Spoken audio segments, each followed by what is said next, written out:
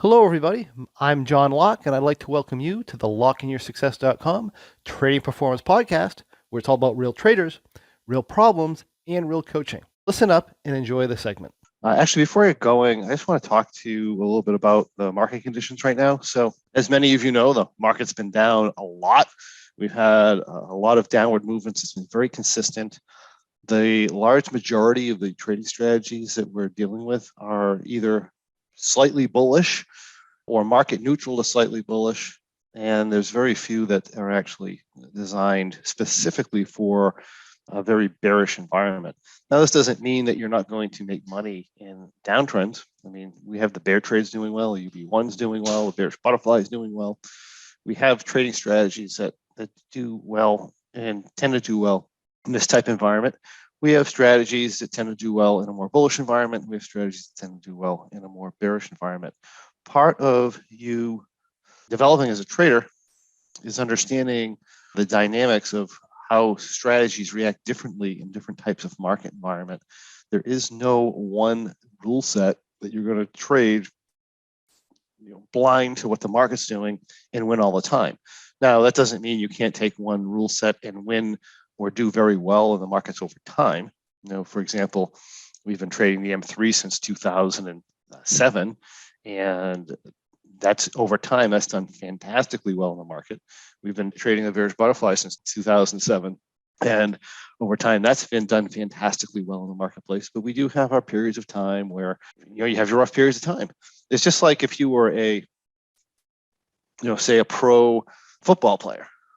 You have your good games, you have your bad games, you have your good seasons, you have your bad seasons. And one of the things that is very important is that you stick with it even when you're going through your bad season. I mean, if you want to be a professional football player, I mean, can you imagine just imagine somebody wanting to be a professional football player or a professional golfer or any kind of a professional in any high performance type of area, which is what trading is. To be a profitable trader, you have to be in the top 20% of traders. The rest of the people either break even or they lose money over time. So you have to be in that top 20%. So you could be like a professional trader to do well, especially if you want to do well fairly consistently in the marketplace. Can you imagine a professional football player having a few bad games or a bad season and just saying, well, that's it, I'm leaving, I'm going to do something else. Things aren't going well for me right now, I'm going to leave. I mean, how far would they get? They wouldn't get anywhere. In order to get to the level where you're going to be winning, you're going to be on the winning teams, you're going to be doing the Super Bowl, you have to double down when things get tough like this. And I don't mean double down on your capital, I mean double down on your efforts, double down working on your mindset and being able to push through the challenging periods. I mean, otherwise, if you're just jumping back and jumping out every time you have a problem, I mean, if you're calculated for the reason that you're coming out, and you know exactly when you get back in and you're calm about it, that's one thing. But if you're jumping out because you're afraid or you're just, you don't want to deal with a little bit of pain of having a few stressful trades, I mean, you're not going to make it as a professional trader. You have to get a little bit more mentally tough when it comes down to that. That's part of being a trader. And if you can't deal with that, trading is not for you. Go and do something else, right? I mean, but quite frankly, anybody can do this. And in other words, anybody can be a great trader and make money in the market, but it does take mental efforts. I mean, you're going to go through periods of time as a trader when it's easy. You're going to jump into the market, you'll take trades, you might win every trade for 3 years, and everything's going to seem wonderful. But that trader who goes through that's the trader that's going to blow up later on when something happens because they're overconfident and they don't have the mindset and they've never developed the grit that they need to become successful as like a full-time trader or someone who's going to rely on trading as an income. To build that grit, this is what you go through. This is the time. These are the periods that are going to make you as a trader. These are the periods that are going to develop you and give you the grit that you need to go out and trade successfully full time and then be able to go through the periods of change and periods of challenge and continue to develop and do better as a trader and improve yourself. This is a great opportunity to improve yourself. And it's a really good time to be in the market. It's very educational. And again, it develops the tools that you need. And I think I talked about this maybe last week. The worst thing that could happen to a person as a trader is for them to come in and have a tremendous amount of success without any adversity. And, all of a sudden they're trading a very large size and they decide to quit their job and go out on their own when they've never experienced something like this and able to push through something like this, because this is coming, right? These periods happen. They don't usually last very long. I know it seems like forever when you're going through them, but you'll have 2 or 3, sometimes up to 6 trade cycles, sometimes even a little bit more that are really rough. But then it always comes back to normal. I mean, speaking of that, one of the thoughts I was saying is why don't I just talk about the best and worst years that I've ever had? Early on in trading, one of my best years was 2008, which was down through the market crash. We did very, really well through that market crash. And that's because our primary trading strategy at the time was bearish butterfly and M3. M3 did okay, lost a couple trades. Bearish butterfly did well through that whole time period. They had a fantastically good year. So 2008 is a really good year. 2009 is a decent year. 2010's average. Then 2011 was kind of a rough year for me. I made money, but it wasn't a very good year, especially after 2008 and 2009 doing really, really well. 2011 wasn't great, wasn't bad.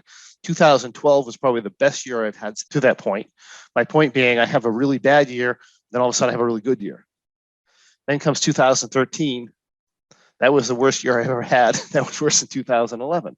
Again, still profitable for the year, but it was worse than that. So I had my worst year, I had my best year, and then I had my worst year again. And then 2014 was one of my best years. 2015 was excellent. 2016 was kind of cruddy. 2017 was one of my best years. 2018 was a terrible year. And 2019 was the worst year that I've ever had as a trader. 2019 was awful. If anybody was going to give up, that would have been the time. Now, keep in mind, now I'm a trader for more than 10 years, like 14. Well, I started in 2006-ish, right? So I'm a trader for 13 years. In 2008, I have my worst year ever. As a matter of fact, 2019 was the only year as a trader that I ever lost money. It was a horrific year for me as a trader. But still, these years come, and I wouldn't have been able to deal with 2019 if I hadn't dealt with 2013 and some of the other years that were kind of a pain. Those built my muscle to be able to deal with that.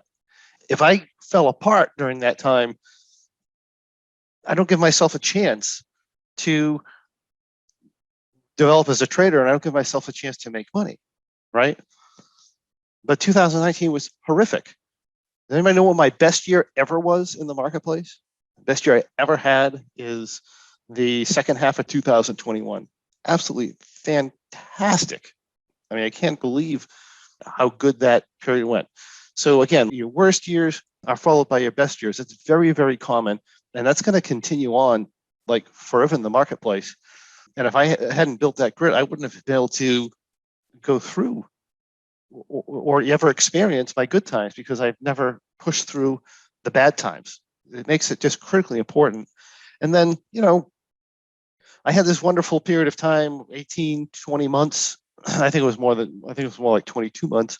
Fantastic returns after, like I said, the worst year that I've had. And now we're sinking back into another period. I don't know how the year is going to turn out. I'm not doing really bad this year, but the guidelines trades are getting beat up right now. It's just not all of them, but the ones that did really well last year are getting beat up this year. For the most part, the ones that did poorly last year are tending to do pretty well this year. And again, that's just a reflection of the environment shift and the way things come around. And you'll get better at this over time. Okay, as time goes along, as you build your, we'll call it grit, so to speak, in the marketplace, you're going to learn a lot through trading through this type of an environment here. And what you learn from this environment could make next year or the next 6 months the best you've ever had in the marketplace. And, even with all I know, and even with all the adaptations I can do and stuff like that, the market still has to accommodate us a little bit. 2019, we had an issue where implied volatility reacted completely opposite to what it should be reacting. We had price movements that didn't match out with implied volatility. There was just, no matter how much you knew, this type of trading just didn't do well during that time period. And you're going to see that with pretty much most strategies, these types of strategies. Then you get to other time frames where you don't really have to do anything and you do wonderfully well. But my point being, even when you know how to adapt to the marketplace, you're still going to run through these challenges. And sometimes it can be more frustrating because you know so much about the marketplace that, geez, you think I should be able to adapt to this and make this work out. But that isn't always the case, at least not in the short term. In the long term, you'll fix it, right? As you push through it. But my point being that this is just part of trading. It's part of the game. And no matter how good you get at trading, we're going to run through these cycles. We're going to have these challenges. And the sooner you learn to deal with that and push through it, and again, double down on your efforts, then the sooner you're going to get to a level where you can rely on your trading money. You understand how the money flows into your trading business and out of your trading business, and you can manage that money a lot better over time. But my point being, this is just part of the game. So I encourage everybody here to stick with it. And again, increase your efforts.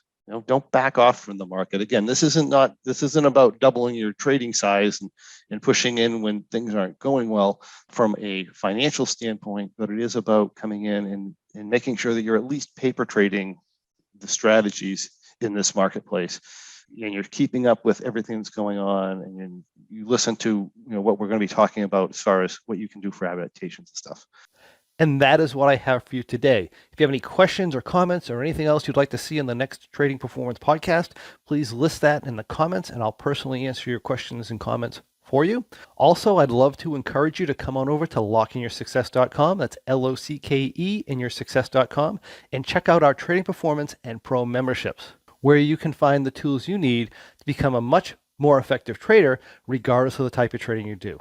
Thank you for joining me. I look forward to seeing you on the next Trading Performance podcast.